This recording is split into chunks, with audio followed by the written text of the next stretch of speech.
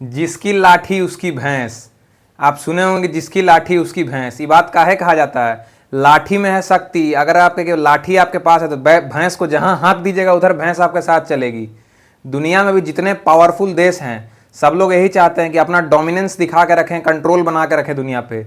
इसके लिए सब लोग क्या करता है, पैसे पे जिसका कब्जा रहेगा उसका दुनिया पे कब्जा रहेगा। तो दुनिया के पावरफुल देश कैसे पावरफुल कहे कि रहते हैं, कैसे वर्ल्ड को अपने पीछे पीछे चलाते हैं। एक लीडर रहता है और उसके पीछे कहे कि सारे देश कहे कि चलते हैं। तो कैसे वर्ल्ड ऑर्डर बनता है और दुनिया के पहले से आज तक के कैसे वर्ल्ड ऑर्डर की स्थिति तय होती है, आज हम लोग इसको समझेंगे। तो सबसे पहले हम लोग देखेंगे वर्ल्ड वॉर 2 के रेफरेंस को। वर्ल्ड वॉर 2 जब चल रहा था उस समय आप देखे होंगे कि अमेरिका, रूस कोई एकमात्र देश नहीं थे। अमेरिका वो देश था जो उस समय दुनिया को हथियार बना के बेच रहा था। रूस वो देश था जो दुनिया को हथियार बना के बेच रहा था। और रूस उस समय कलेक्टिवली सोवियत संघ कहा जाता था। उसके साथ साथ उस समय कहे कि बड़े देश थे, जैसे फ्रांस था, फ्रांस के बहुत सारी कॉलोनीज थी। यूके था जिसको यूनाइटेड किंगडम बोलते हैं, यूनाइटेड किंगडम, ग्रेट ब्रिटेन, ये सब जो नाम है ये उस समय के बहुत बड़े नाम थे और पूरे दुनिया पे कहे कि इनका लगभग कब्जा था। बट जब वर्ल्ड वॉर 2 चलने लगा तो जर्मनी हो गई, जापान हो गई, अलग अलग पावर्स राइज करने लगे, अलग अलग पावर ग्रो करने लगे। तो सबसे बड़ी दिक्कत क्या आई कि जो लोग हथियार बना रहे थे, युद्ध में सिर्फ खर्च होता है गोला बारूद नहीं, सिर्फ पैसा। जितना जिसके पास पैसा है उतना लंबा युद्ध लड़ सकता है, जिसके पास पैसा खत्म उसके लिए युद्ध समाप्त। तो अमेरिका और रूस हथियार बना बना बेचते गए और पैसा कमाते चले गए। और जितने भी कहे कि फ्रांस, यूके, जर्मनी, जापान, ये सब जो देश थे, इन लोग के पास कहे कि मतलब हथियार खरीदते गए, इनका पैसा खत्म होते चला गया। तो वर्ल्ड वॉर 2 के बाद जब कहे कि विजित राष्ट्र कहे कि बाहर आए तो उसमें मात्र 2 ही पावरफुल देश बचे थे। पहला बचा था कहे कि अमेरिका और दूसरा बचा था सोवियत संघ। अब इन लोग दोनों सोचा कि हम लोग 2 बचे हैं तो आपस में इन लोग कहे कि 1-2 साल ठीक से रहा। बट रूस के मन में ये बात आ चुकी थी कि अमेरिका बिना बताए हमको परमाणु बम कहे कि बना लिया और उसी से जापान का युद्ध खत्म किया था। तो रूस और अमेरिका एक ही खेमे में, बट रूस के मन में आ गया कि ये हमसे बड़ा बनने की कोशिश कर रहा है। और अमेरिका उस समय दुनिया को फ्रेम करने में जुटा हुआ था। पूरे दुनिया पे अपना कंट्रोल इस्टेब्लिश करने के लिए उसने बड़े बड़े इंस्टीट्यूशंस बनाए। उसमें सबसे बड़ा इंस्टीट्यूशन क्या क्या बनाया, जैसे वर्ल्ड बैंक बनाया अमेरिका, यूएन बनाया, WHO बनाया, उसके बाद साथ में कही कि और नाटो बनाया, WTO बनाया, IMF बनाया। ये वो संगठन थे जो कहे कि एक तरह से अमेरिका के बातों को मानने सुनने वाले थे, बट इसमें इन्फ्लुएंस अमेरिका का नहीं दिखता था। चलाएगा इनको अमेरिका ही, बट बाकी दुनिया को दिखाएगा क्या कि सब लोग इसमें प्रतिनिधित्व कर रहे हैं, हम लोग सब मिल के चला रहे हैं। ये बाकी इंस्टीट्यूशनल स्ट्रक्चर खुद बना के उस पर पूरी कंट्रोल अमेरिका का था। और 1945 से लेके जब वर्ल्ड वॉर 2 खत्म हुआ से लेके 1991 के बीच में चला रूस और अमेरिका के बीच में गए कि कोल्ड वॉर। कोल्ड वॉर वो समय था जब 2 बड़े पावर आपस में गए कि स्ट्रगल कर रहे थे सामने से। और ये 2 पावर स्ट्रगल में गए कि सबसे पहले अमेरिका था, दूसरा गए कि रूस था। दोनों एक समय पे कहे कि मतलब दोस्त रह चुके थे। ये फ्रेंड टर्न्स राइवल वाली बात थी। तो इसमें रूस को पता था कि अमेरिका की क्या ताकत है और अमेरिका को पता था रूस की क्या ताकत है। तो इन लोग दोनों ने पूरे कोल्ड वॉर के एरा में आपस में कभी सामने से कन्फ्रंट नहीं किया। ना अमेरिका ने रूस के ऊपर एक गोली चलाई, ना रूस ने अमेरिका के ऊपर एक गोली चलाई। इन लोग ने क्या किया, अपने अपने खेमे बांट लिए। जो अमेरिका के फेवर में है एक तरफ खड़ा हो गया, जो रूस के फेवर में है वो एक तरफ खड़ा हो गया। और ये बाकी जो नीचे के देश थे उनको कह के लड़ाते थे। आप नेता मंत्री में देखेंगे होंगे कि नेता मंत्री आपस में शांत रहते हैं और नीचे नीचे के छोटे छोटे कार्यकर्ता रहते हैं, आपस में लड़ते हैं। मेरे भैया बहुत बड़े हैं, मेरे भैया सबसे बड़ा कहे कि मंत्री बनेंगे, ऐसे लड़ते हैं आपस में। ये 2 बड़े भैया कहे कि अमेरिका और रूस थे और कार्यकर्ता बाकी सब कहे कि देश बन गए उसमें। और सबसे जो महत्वपूर्ण वॉर्स हुए उसमें बहुत सारे छोटे छोटे कहे कि वॉर हुए, प्रॉक्सी वॉर हुए। उसमें 2 वॉर जो हम लोग देखेंगे वो सबसे पहला वॉर था कोरियन वॉर और दूसरा वॉर था कहे कि इंडिया पाकिस्तान का वॉर। तो कोरियन वॉर में क्या हुआ, नॉर्थ कोरिया को सपोर्ट कर दिया कौन, रूस सपोर्ट कर दिया, और जो साउथ कोरिया था उसको अमेरिका सपोर्ट कर दिया। और आपस में दोनों के भीषण का एक युद्ध चला। तो एक तरफ जब नॉर्थ कोरिया जीतने लगता तो रूस का खेमा मजबूत खड़ा हो जाता, और जब साउथ कोरिया जीतने लगता तो कहे कि अमेरिका का खेमा मजबूत खड़ा हो जाता।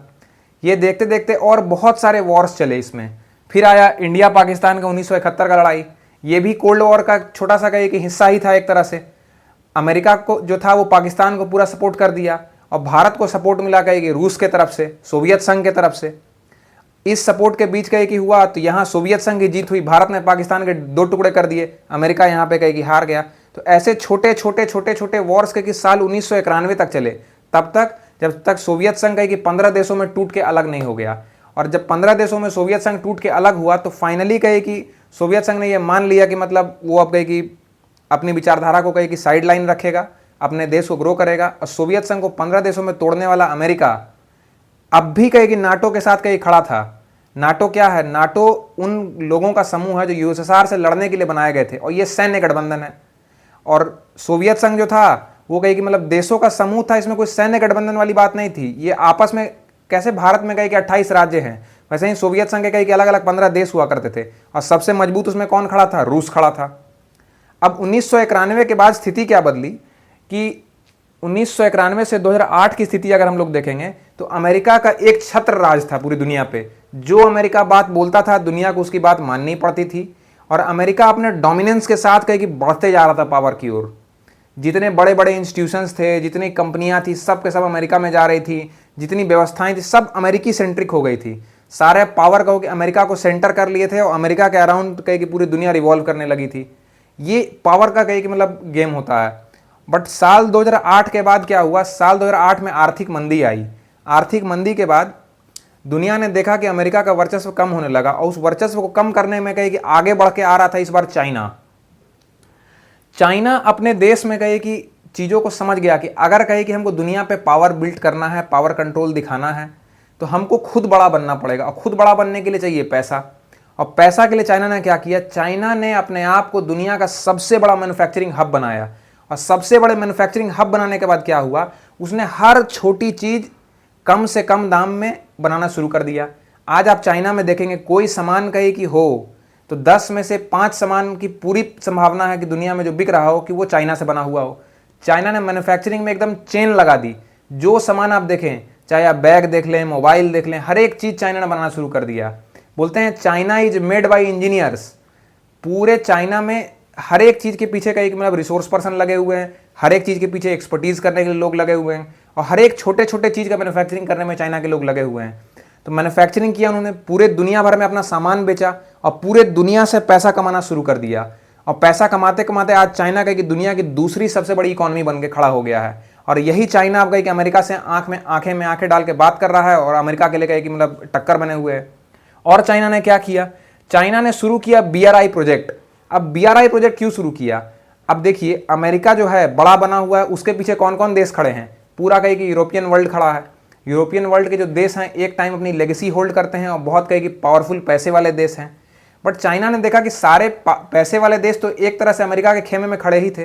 तो आपको भी कोई बड़ा आदमी कहे तो आप बड़ा आदमी बने हैं, बट कोई कहना भी तो चाहिए। तो चाइना ने पकड़ा कि हम छोटे छोटे देशों को पकड़ेंगे, अब गरीब देशों को पकड़ेंगे।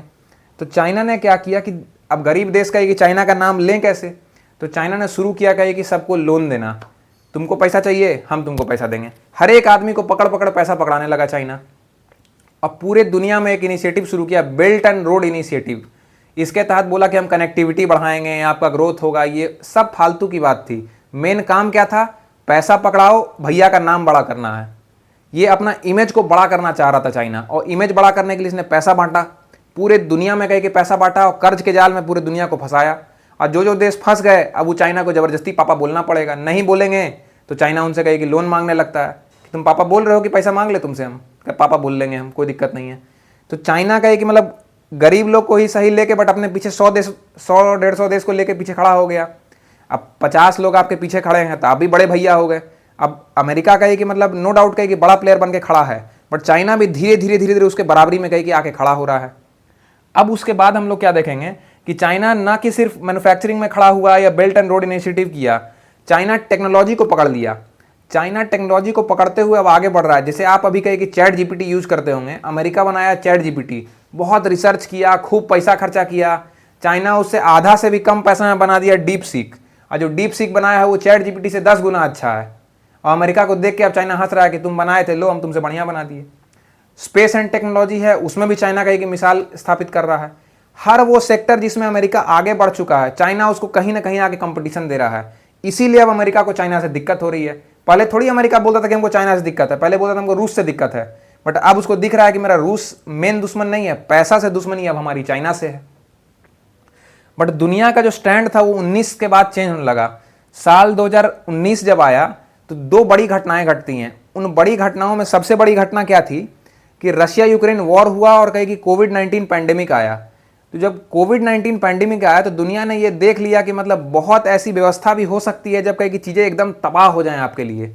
तो मेडिसिन सेक्टर, बाकी सेक्टर का ये ग्रो किए, उसमें वैक्सीन के लिए कहे कि मतलब लोगों ने कहे कि सोचा। इससे क्या हुआ कि पूरी इकोनॉमी एक तरह से तबाह होने लगी, और इस तबाह होते इकोनॉमी में फिर नए देश उभरने थे। एनर्जी सेक्टर था, एनर्जी सेक्टर को दोबारा से कहे कि सामने आना था। दूसरा सेक्टर क्या हुआ, इसमें रशिया यूक्रेन का एक वॉर हुआ, मिडिल ईस्ट में अनस्टेबिलिटी आ गई। अब पूरे दुनिया में जब अस्थिरता होने लगी तो दुनिया के बड़े भैया कौन थे? अमेरिका थे। उन बड़े भैया को लगने लगा कि अब मेरा समय जा रहा है, अमेरिका के दिन अब ढल चुके हैं, दुनिया अब अमेरिका पे भरोसा नहीं कर पा रही है। जो लोग भरोसा किए थे उनका अमेरिका भरोसा तोड़ रहा है। चाहे आप अभी का टैरिफ वाला इंसिडेंट देख लीजिए, अपने दोस्तों पर भी उतना ही टैरिफ लगा दिया जितना कहे कि मतलब दुश्मनों पे लगाया था। तो इसका कोई अब इसका सगा नहीं बचा है। अमेरिका का डोमिनेंस धीरे धीरे कहीं कम होने लगा, और इस कम होते हुए डोमिनेंस में एक दो चीज़ें और ध्यान रखनी होगी। रशिया यूक्रेन वॉर से दुनिया को एक जो बहुत महत्वपूर्ण बात मालूम चली, रशिया के जितने भी कहिए कि मतलब एसेट्स थे जो कहे कि अमेरिका में थे, उनको अमेरिका ने फ्रीज कर दिया। और एसेट फ्रीज करने की वजह से सबसे बड़ी घटना क्या घटी कि लोगों को ये समझ में आ गया कि अमेरिका किसी का सगा नहीं है। अरे भाई, रशिया के पैसे जो अमेरिका में है तुम उसको रोक दिए, आज के रशिया उसको निकाल नहीं सकता है। बैंकिंग सिस्टम में स्विफ्ट होता है जिससे दुनिया भर में व्यापार करना आसान होता है, रशिया को स्विफ्ट सिस्टम से बाहर निकाल दिया। इस सब प्रकरण से क्या होता है ना, दुनिया समझने लगी कि अगर हमसे अमेरिका का दिक्कत होता है तो अमेरिका हमको भी यही करेगा। यूक्रेन बेचारा अमेरिका पे भरोसा करके युद्ध में कूद गया और 2 साल 3 साल हो गया पिटा ही रहा है लगातार। यूक्रेन भी समझ गया कि अमेरिका खाली कहता है कि हम तुम्हारा साथ देंगे, साथ देगा किसी का नहीं। तो इन सब से अमेरिका पे लोगों की विश्वसनीयता भी कमने लगी। जो नाटो के देश थे, अमेरिका पहले कहता था कि हम तुम्हारे लीडर हैं, तुम मेरे पीछे चलो। अब अमेरिका कह रहा है कि सब पैसा देना हो तब हम तुम्हारे आगे चलेंगे। इससे क्या हुआ कि जो नाटो के देश थे उनको भी ये महसूस हो गया कि अमेरिका नेता बस कहने को बन रहा है, जरूरत पड़ेगा तो साथ किसी का नहीं देगा ये। और इसी प्रकरण में अब क्या हुआ ना कि पहले वर्ल्ड का एक मल्टीपोलर था, बहुत सारे देश जो थे वो कहे कि ताकतवर देश थे, और दुनिया कहे कि आपस में क्षेत्र डिवाइड कर लिए थे, ये तुम्हारा एरिया, ये मेरा एरिया, ये तुम्हारा एरिया, ऐसे करके। फिर दुनिया कहे कि मतलब बाईपोलर हुई, रूस और अमेरिका 2 बड़े देश कहे कि बचे। फिर बीच में एक समय आया कि दुनिया यूनिपोलर हो गई थी, पूरे दुनिया में कहे कंट्रोल सिर्फ एक देश का था, वो था अमेरिका। दोबारा से दुनिया अब यूनिपोलर की ओर बढ़ रही है। आज कोई एक देश ऐसा नहीं बचा है जिसके अंदर सारा हाथ में पावर आ गया हो, सारा कंट्रोल जिसके हाथ में आ गया हो। हर देश अपने सेक्टर में कहीं डेवलप करता है और अपने आप को पीक पकड़ा देता है। अब हम लोग जैसे देखेंगे कि कैसे कहे कि पीक पकड़ रहा है और कौन कौन से देश कहे कि आए जो कहे कि अमेरिका को टारगेट करते चले गए और अमेरिका के डिक्लाइन में कहे कि साथ दिए। तो एससीओ एक्सपैंड करने लगा। सबसे पहला पॉइंट हम लोग को देखना चाहिए, एससीओ का एक्सपेंशन क्या है। एससीओ है संघाई कोऑपरेशन वाला, जो चाइना कहे कि बना रखा है। अभी आप देखे होंगे एससीओ का समिट जब हुआ था, चाइना कहे कि मतलब विक्ट्री परेड निकालता है। कभी उसकी जापान से युद्ध हुई थी, उसमें चाइना जीत गया तो विक्ट्री परेड निकालता है। उस विक्ट्री परेड में देखेंगे कि चाइना का सी जिनपिंग है और पुतिन दोनों साथ चल रहे हैं, और 20-25 देश के राष्ट्रपति को पीछे चला दिए, साथ में चल रहे हैं 20-25 लोग ऐसे ऐसे पीछे पीछे कहे कि एक दूसरे के चल रहे हैं। ये बहुत बड़ी घटना है। ये लीडरशिप दिखाने का ही तो तरीका है कि हम चल रहे हैं, मेरे पीछे 25 देश और चल रहे हैं। ये दिखाता है कि अमेरिका का डोमिनेंस कम हुआ। लोग कहे कि अमेरिका के खेमे से छोड़ के कहे कि अब चीन के खेमे में आके बैठ रहे हैं, और चीन भी एक बड़ा पावर बनते जा रहा है। दूसरा क्या हुआ कि इकोनॉमिक शिफ्ट हो गया है एशिया की तरफ। पहले जितना व्यापार था, जितना सिस्टम चलता था, सिर्फ यूरोप और अमेरिका सेंट्रिक था। अब सारा व्यापार अमेरिका और यूरोप से शिफ्ट होकर धीरे धीरे कहे कि एशिया की तरफ भी आ रहा है। एशिया के देश भी कहे कि बड़े बनते जा रहे हैं, जीडीपी में इनका भी कंट्रीब्यूशन बढ़ते जा रहा है, पूरे दुनिया के व्यापार में इनका भी कंट्रीब्यूशन है। ब्रिक्स के जो देश हैं, अफ्रीका के देश हो गए, ब्राजील जैसे देश हो गए, भारत हो गया, रूस हो गया, चाइना हो गया, इनके ग्रो करने से भी अमेरिका की सांसें फूल रही हैं। उसे लग रहा है कि मतलब ये सारे ग्रो करके आगे चले जाएंगे तो मेरा समूह का क्या होगा। और हम लोग क्या देख रहे हैं कि वेस्टर्न मोनोपोली खत्म होते जा रही है, इंटरनल डिवीजन हो चुका है। अब कहे कि नाटो में यूरोपीय यूनियन था, इसमें कहे कि हम लोग देखे कि ब्रिटेन कहे कि निकल गया इसमें, जिसको ब्रेग्जिट कहे कि कहा गया था। साथ में जो अमेरिका के सैंक्शंस होते हैं उससे कहे कि दुनिया में डॉलर का ट्रेड जो है वो भी कम होते जा रहा है। दुनिया में अमेरिका क्या करता है कि हम सैंक्शन लगा देंगे, यूरोपीय यूनियन बोलता है कि हम भी लगा देंगे, तो सब लोग सैंक्शन लगा देते हैं, तो डॉलर कहे कि मतलब डॉलर में व्यापार नहीं करने देंगे। इससे एक तरह से नुकसान डॉलर को भी तो होता है। जो देश सैंक्शन झेल रहा है उसको तो बेचारे को नुकसान हुआ ही। डॉलर का भी कहे कि मतलब मार्केट में की लिक्विडिटी कम होता है, उससे डॉलर को भी कहे कि नुकसान होता है। इससे हम लोग क्या समझ रहे हैं कि दुनिया शेप होते जा रही है अलग डायरेक्शन में। पावर जो होता है वो एक तरफ से शिफ्ट होकर दूसरी तरफ जा रहा है। अब पूरा पावर अमेरिका के हाथ में नहीं रहा, अब पावर अलग अलग देशों में डिस्ट्रीब्यूट होने लगा है। और डिस्ट्रीब्यूट होते पावर में अब कहेगी जो नए वर्ल्ड लीडर्स बन के आ रहे हैं वो ये लोग हैं।